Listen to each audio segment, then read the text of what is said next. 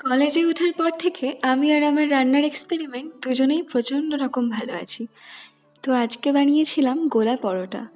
ছোটবেলা থেকে গোলা রুটির প্রতি আমার প্রচণ্ড অনীহা, তাই জন্যই বোধহয় এই রেসিপিটা।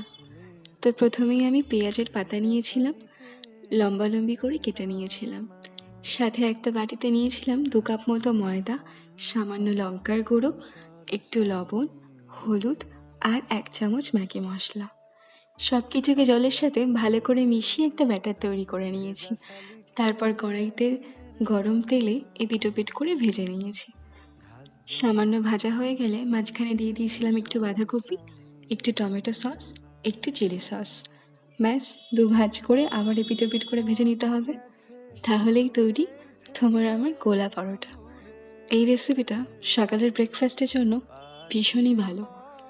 আমি কিন্তু এটা প্রায়শই খাই। তোমরা আমাকে জানিও কেমন হয়েছে রেসিপি।